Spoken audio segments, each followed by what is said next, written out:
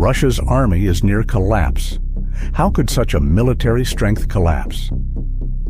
Something more surprising than war or economic sanctions is happening. Russia's war machine's collapse might alter the balance of power in unexpected ways. The hidden cost of casualties, economic and demographic stress. We haven't discussed Russia and Ukraine's casualties over the past 30 months of push and pull warfare, which complicates the image. Russian and Ukrainian accomplishments were exaggerated and supported the opposing military in the early months of the war. The vast disparities between Russian, Ukrainian, and independent outlets from the UK or US made it difficult to verify early accounts. In June 2022, the first report was made a few months following the invasion.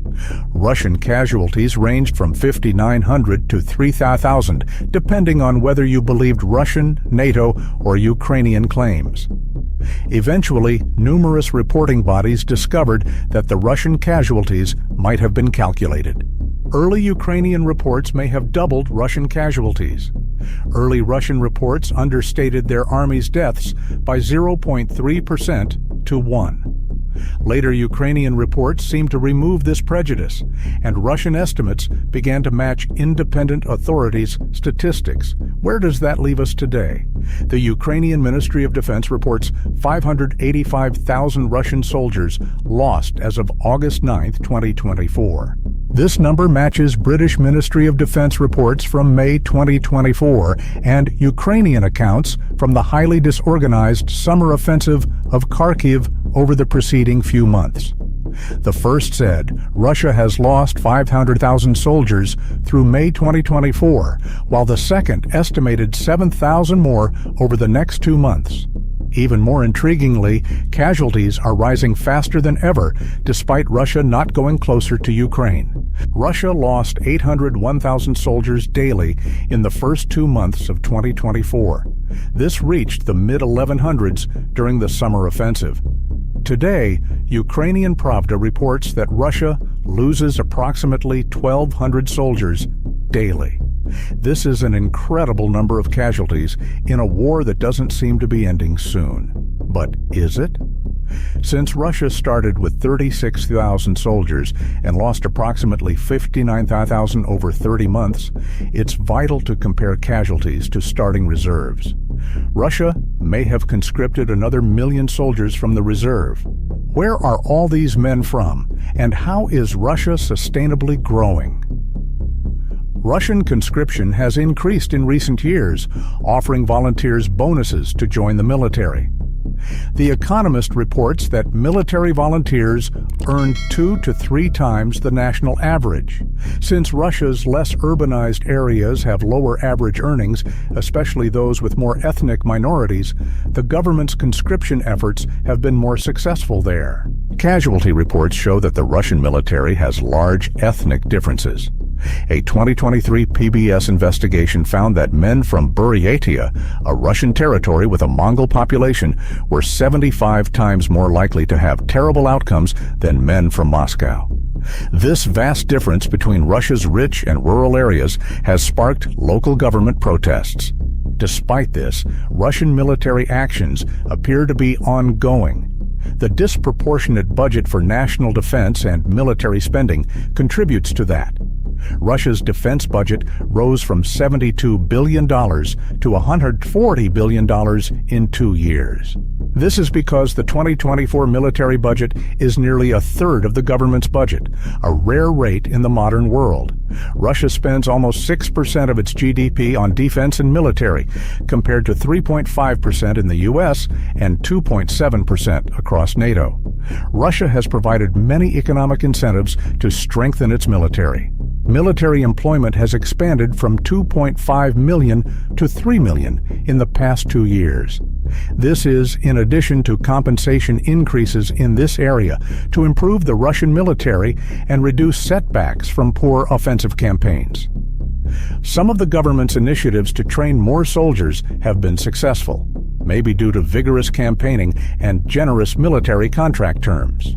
Putin said in December 2023 that the military had recruited 6,000 people. This implies that 1,500 people a day signed military contracts.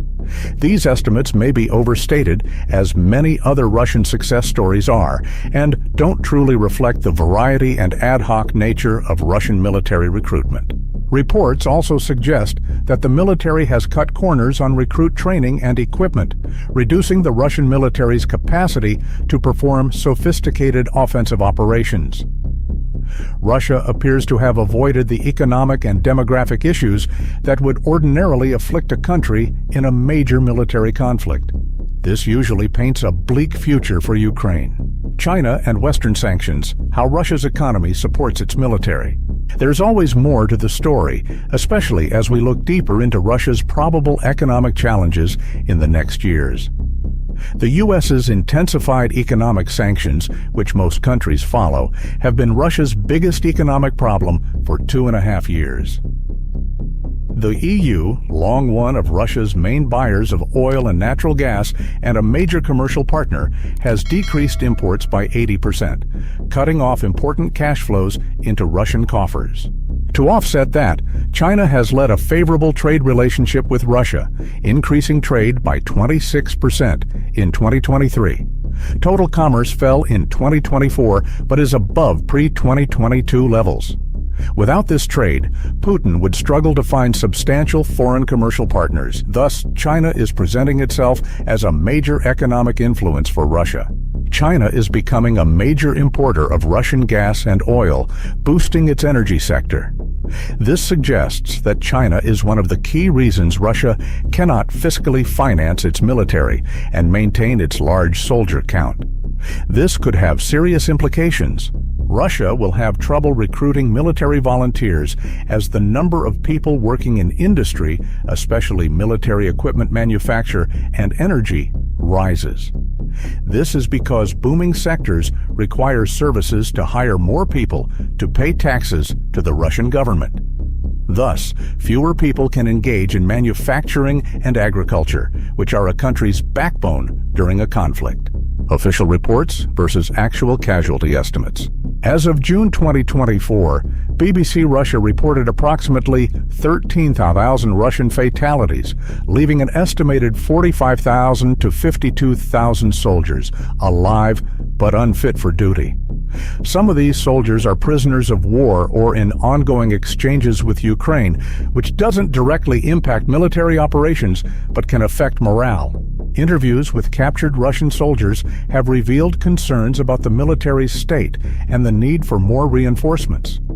Despite government promises of better wages, the reality may discourage new volunteers.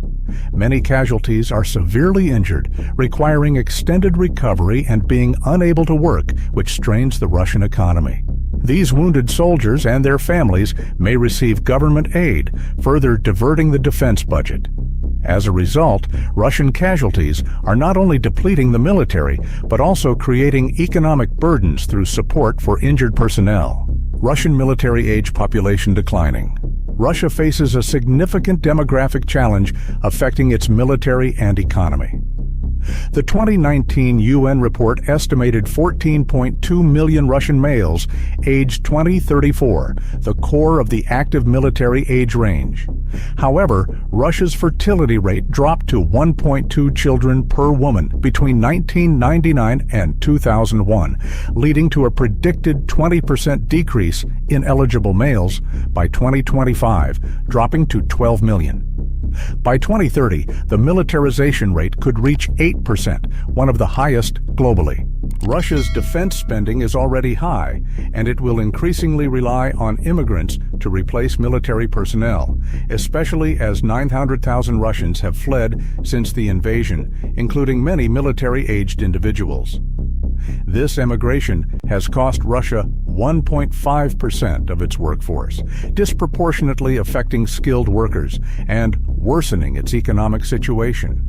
The loss of military manpower, especially from rural and poorer regions, may push the government to recruit from major cities like Moscow and St. Petersburg, potentially disrupting key industries. This could create a negative feedback loop where increased conscription leads to gaps in essential industries, further straining the economy. Russia has faced significant protests in recent years, with economic losses from the war potentially leading to increased domestic pressure to reduce military casualties and militarization. If Russia manages to survive economically and politically, how do its major rivals fare in the conflict? Ukraine spends 36% of its GDP on defense, while the U.S. allocates 3.5%. Despite facing demographic challenges, Ukraine's personnel changes, recorded transparently on the UA Losses website, total 57,000. In contrast, Russian estimates range from 6,000 to 13,000 personnel changes, indicating both countries are experiencing similar losses despite Ukraine's smaller population and military capacity. Ukrainian casualties are likely lower than Russia's, with official Russian figures citing 44,000 casualties by February 2024, though these may be inflated. Ukrainian losses by August 2023 were around 19,000, possibly reaching 35,000 by now. Russia's losses have been higher, reporting 1,000 daily personnel losses during its summer 2024 operations, while Ukraine's losses were comparatively lower due to new financial and military support, including long-range artillery from the U.S. This support has allowed Ukraine to strike Russian positions more effectively. Russia, struggling to replace its losses, often relies on inadequately trained recruits, negatively impacting morale. To address this, Ukraine is considering lowering its draft age from 27 to 25 to bolster its forces. This change would allow for more recruits, though they would need at least 2 years of training before being deployed. Ukraine's significant losses due to emigration and relocation may be exacerbated by lowering the draft age, potentially increasing male departures, which violates martial law. Meanwhile, the EU, particularly Germany and Poland, views Russia as a growing concern. Germany plans to invest over 2% of its GDP in defense, increasing the Bundeswehr to 18,000 soldiers, the highest in 70 years. Poland is also ramping up defense, allocating 4% of its GDP and aiming to build a 300,000-strong military force, matching Russia's wartime deployment. While NATO's military size may not seem crucial now, it becomes significant as Russia's forces weaken due to heavy losses and the use of undertrained troops. This leaves Russia vulnerable after the war, potentially creating opportunities for other nations, especially China. China has gained influence in Russia, dominating key sectors like smartphones, vehicles, and agriculture, which has diminished Russia's manufacturing capacity. As China strengthens its Belt and Road Initiative, it may bypass Russia for Middle Eastern trade, further reducing Russia's strategic importance. China's interest in Russia's vast Siberian resources, particularly minerals, wood, and freshwater, could spark conflict. If Russia weakens further, China may seize these resources, potentially leading to territorial disputes, especially considering historical tensions over Outer Manchuria. Despite being theoretical, recent Chinese actions suggest this risk is growing. With that in mind, Russia's military may be rising, but it may be beyond sustainable. Someone may terminate the Ukraine war for Putin if he doesn't. What do you think? Could Russia win Ukraine soon due to its military progress? Thanks for viewing. Leave comments below.